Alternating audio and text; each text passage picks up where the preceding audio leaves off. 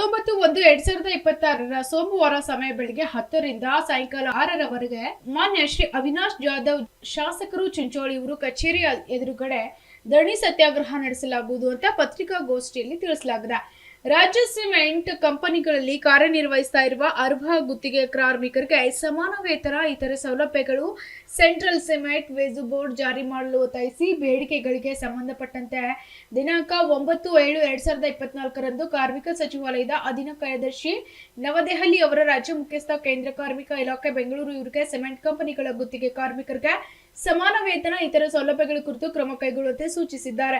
ಆದರೆ ಆ ಅಧಿಕಾರಿಯು ಕ್ರಮ ಕೈಗೊಳ್ತಾ ಇಲ್ಲ. ಆದ್ದರಿಂದ ಈ ವಿವಾದದಲ್ಲಿ ಮಾನ್ಯ ಶಾಸಕರು ಚಿಂಚೋಳಿ ಮಧ್ಯ ಪ್ರವೇಶ ಮಾಡಲು ಒತ್ತಾಯಿಸಿ ಧರಣಿ ಕಾರ್ಯಕ್ರಮ ಹಮ್ಮಿಕೊಳ್ಳಲಾಗಿದೆ ಅಂತ ತಿಳಿಸಲಾಗಿದೆ. ಅದು ಹೋದ ವರ್ಷ ಅಂದರೆ ಜೂನ್ 24ರಲ್ಲಿ 2024ರಲ್ಲಿ ಮಾಡಿದ್ದಾರೆ.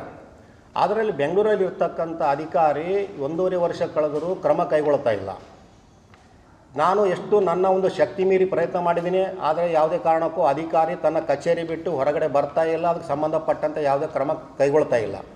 ಇದಕ್ಕಾಗಿ ನನ್ನ ಒಂದು ಶಕ್ತಿ ಸೋತಾಗಿ ಹೋದಾಗ ನಾನಿವತ್ತು ನಿರ್ಧಾರ ಮಾಡಿದ್ದೀನಿ, ನಮ್ಮೆಲ್ಲ ಸ್ನೇಹಿತರ ಜೊತೆಯಲ್ಲಿ ಈ ಸಿಮೆಂಟ್ ಕೈಗಾರಿಕೆಗಳಿಗೆ ಸಂಬಂಧಪಟ್ಟಂಗೆ ಏನು ಆದೇಶ ಮಾಡಿದೆ ಕೇಂದ್ರ ಸರ್ಕಾರ, ಇವತ್ತು ಕೇಂದ್ರ ಸರ್ಕಾರದಲ್ಲಿ ಇರ್ತಕ್ಕಂಥ BJP ಸರ್ಕಾರ ಏನಿದೆ ಇದ್ರ ಬಗ್ಗೆ ಮುಂದಿನ ಕ್ರಮ ಕೈಗೊಳ್ಳಬೇಕಂತೇಳಿ ನಾವು ಅವಿನಾಶ್ ಜಾಧವ್ ಏನು ಇದ್ದಾರೆ ಮಾನ್ಯ ಶ್ರೀ ಶಾಸಕರು ಚಿಂಚೋಳಿಯವರು, ಅವರಿಗೆ ಒಂದು ಧರಣಿ ಮೂಲಕ ಒಂದು ಒತ್ತಾಯ ಮಾಡ್ತಕ್ಕಂಥ ಒಂದು ಕಾರ್ಯಕ್ರಮನ ಹಮ್ಮಿಕೊಂಡಿದ್ದೀವಿ. ನಾವು ಸೋಮವಾರ ದಿನ 19ನೇ ತಾರೀಕು ಚಿಂಚೋಳಿಯಲ್ಲಿ ಶಾಸಕರ ಕಚೇರಿ ಮುಂದೆ ಒಂದು ಧರಣಿ ಮೂಲಕ ಒಂದು ಒತ್ತಾಯ ಮಾಡೋಕ್ಕಂಥ ಒಂದು ಕಾರ್ಯಕ್ರಮ ಇಟ್ಕೊಂಡಿದ್ದೀವಿ.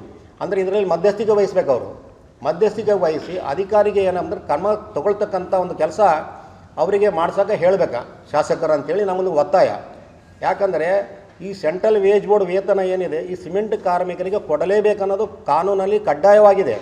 ಆದರೂ ಇವತ್ತು ಏನಂತಂದರೆ ಎಲ್ಲ ಸಿಮೆಂಟ್ ಕೈಗಾರಿಕೆಗಳು ನಾಮ ಮಾತ್ರ ವೇತನ ಪಾವತಿ ಮಾಡ್ತೀವಿ, ನಿಜ ವೇತನ ಯಾವುದೇ ನಾಮಿನಲ್ ವೇಜ್ ಏನು ಪೇ ಮಾಡ್ತಿದ್ದಾರ ಅದು ರಿಯಲ್ ವೇಜ್ ಮಾಡ್ತಾ ಇಲ್ಲ. ಅವರು ಎಲ್ಲ ಹೋರಾಟಗಳು ಪ್ರತಿ ಹಂತದಲ್ಲಿ ಕಾರ್ಮಿಕರ ಪರವಾಗಿ ಬಂದಿದೆ. ಆದರೆ ಇವತ್ತು ಅಧಿಕಾರಿ ವಿಳಂಬ ನೀತಿ ಅನುಸರಿಸುತ್ತಿದ್ದಾರೆ. ಅದಕ್ಕಾಗಿ ಒಂದು ಧರಣಿ ಕಾರ್ಯಕ್ರಮ ಹಮ್ಮಿಕೊಂಡಿದ್ದೀವಿ.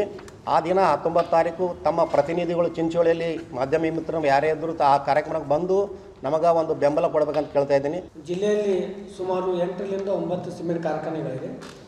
ಅದರಲ್ಲಿ ಇನ್ನು 4ರಿಂದ 5 ಶುಗರ್ ಕಾರ್ಖಾನೆಗಳಿದೆ. ಅದೇ ಜಿಲ್ಲೆಯಲ್ಲಿ ಎಲ್ಲ ಸಿಮೆಂಟ್ ಕಾರ್ಖಾನೆಯಲ್ಲಿ ಕಾರ್ಮಿಕರಿಗೆ ಮೂಲಭೂತ ಸೌಕರ್ಯಗಳು ಸಿಗಬೇಕು, ಅದು ಸಿಗ್ತಾ ಇಲ್ಲ. ಯಾಕಂದರೆ ನಾವು ಕೂಡ ಅಲ್ಲೇ ಕಾರ್ಖಾನೆಯಲ್ಲಿ ಕೆಲಸ ಮಾಡಿ ಬಂದವರು, ನಮಗೆ ಕೂಡ ಅದ್ರ ಬಗ್ಗೆ ಮಾಹಿತಿ ಇದೆ. ಕಾರ್ಖಾನೆಯವ್ರು ಸರ್ಕಾರಕ್ಕೆ ಹೇಳ್ತಾರೆ ನಾವೆಲ್ಲ ಮೂಲಭೂತ ಸೌಕರ್ಯಗಳನ್ನು ನಾವು ಕಾರ್ಮಿಕರಿಗೆ ಕೊಡ್ತಾಯಿದ್ದೀವಿ ಅಂತ ಹೇಳ್ತಾರೆ. ಆದರೆ ನಾವಲ್ಲಿ ನೋಡಿದಾಗ ಅವ್ರಿಗೆ ಏನು ಸಿಗಬೇಕು ಕಾರ್ಖಾನೆಯಿಂದ ಮೂಲಭೂತ ಸೌಕರ್ಯಗಳು ಸಿಗ್ತಾಯಿಲ್ಲ. ಅವರಿಗೆ ಸರಿಯಾಗಿ ನೀರು ಫೆಸಿಲಿಟಿ ಇಲ್ಲ. ಕಾರ್ಖಾನೆಗೆ ಕೆಲಸ ಮಾಡೋದಕ್ಕೆ ಕಾರ್ಮಿಕರಿಗೆ ಶುದ್ಧ ಕುಡಿಯೋ ನೀರಿಲ್ಲ. ಅದೇ ನೇರವಾಗಿ ನದಿಲಿಂದ ಬರೋ ನೀರೇ ಕುಡಿತಾರೆ. ಅದು ಊಟ ಮಾಡಬೇಕಪ್ಪ ಅಂದರೆ ಒಳಗೊಂದು ರೂಮ್ ವ್ಯವಸ್ಥೆ ಇಲ್ಲ ಅಲ್ಲಿ.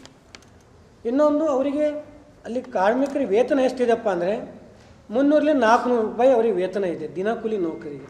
ಅಂದರೆ ನಮ್ಮ ಭಾರತ ದೇಶನಾಗ ಹೆಂಗಾದಪ್ಪ ಅಂದರೆ ಕುಂತ ಬರೆಯೋರಿಗೆ ಹೆಚ್ಚಿಗಾದ, ಅಂದರೆ ದುಡಿಯೋರಿಗೆ ಕಮ್ಮಿ ಆದ ಸಂಬಳ ನಂಬಲ್ಲಿ ಇದೆ. ಈ ಥರ ಆಗಬಾರ್ದು. ಕಾನೂನುಗಳು ಯಾವ ಥರ ಇರಬೇಕಪ್ಪ ಅಂದರೆ ಕಾರ್ಮಿಕರ ಅನುಕೂಲ ಆಗೋ ಕಾರ್ಮಿಕರಿಗೆ ಅನುಕೂಲ ಆಗೋ ಕಾನೂನುಗಳು ಆಗಬೇಕು ನಮ್ಮ ಭಾರತನಾಗ. ಆದರೆ ಕಾರ್ಮಿಕರ ಮಾಲಕರಿಗೆ ಅನುಕೂಲ ಆಗೋ ಕಾನೂನುಗಳು ಆಗ್ತಾಯಿದೆ ನಮ್ಮ ರಾಜ್ಯ ಸರ್ಕಾರದಲ್ಲಿ. ಅದು ಅದರಿಂದ ಸಾರ್ವಜನಿಕ ಭಾಳ ತೊಂದರೆ ಆಗ್ತದೆ. ಎಷ್ಟೋ ಜನ ಕಾರ್ಮಿಕರು ಕಾರ್ಖಾನೆಯಲ್ಲಿ ಮೃತಪಡ್ತಾರೆ. ನಮ್ಮ ALC DLC ಮತ್ತು ಲೇಬರ್ ಕಮಿಷನರಿಗೆ ನಾವು ಹೋಗಿ ಅದ್ರ ಮಾಹಿತಿ ಕೇಳಿದಾಗ ಹೌದಾ ತಿಳ್ಕೊಂಡ್ರಾ ಆಯ್ತು ಸರಿ ಅಂತ ಹೇಳ್ತಾರೆ. ಆದರೆ ಕಾರ್ಖಾನೆ ಮೇಲೆ ಕಾನೂನು ಕ್ರಮ ಜರುಗಿಸ್ತಾ ಇಲ್ಲ. ಇವತ್ತಿಗೂ ಕೂಡ ಒಂದು ಕಾರ್ಖಾನೆ ಮೇಲೆ ಕೇಸ್ ಮಾಡಿಲ್ಲ ಲೇಬರ್ ಕಮಿಷನರ್ ಅವರು. ಲೇಬರ್ ಸಹಿತ ಇದ್ದಾರೆ, ಅದಕ್ಕೆ ಕೇಸ್ ಮಾಡ್ತಾಯಿಲ್ಲ.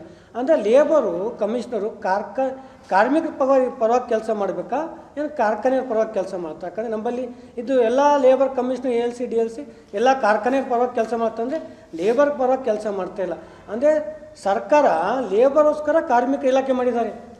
ಅದೇ ಲೇಬರ್ ಇಲಾಖೆದವ್ರು ಏನು ಮಾಡ್ತಾರೆ ಕಾರ್ಖಾನೆ ಪರವಾಗಿ ಕೆಲಸ ಮಾಡ್ತಾರೆ ನಮ್ಮಲ್ಲಿ, ನಮ್ಮ ಭಾಗನಾಗ. ಅದೇ ಈ ಥರ ಆಗಬಾರ್ದು. ಈ ಥರ ನೋಡ್ಕೊಂಡು ನಾವು ಕೂಡ ಭಾಳಷ್ಟು ನೊಂದ್ಕೊಂಡಿದ್ದೀವಿ ಕಾರ್ಖಾನೆಯಲ್ಲಿ ಅಂತ. ಅದಕ್ಕೆ ಈಗ 19 ತಾರೀಕಿಗೆ ಮಾನ್ಯ ಶಾಸಕರ ಮನೆ ಮುಂದೆ ನಾವು ಧರಣಿ ಮಾಡ್ತಾ ಇದ್ದೀವಿ. Bureau report SSV news Kalaburagi.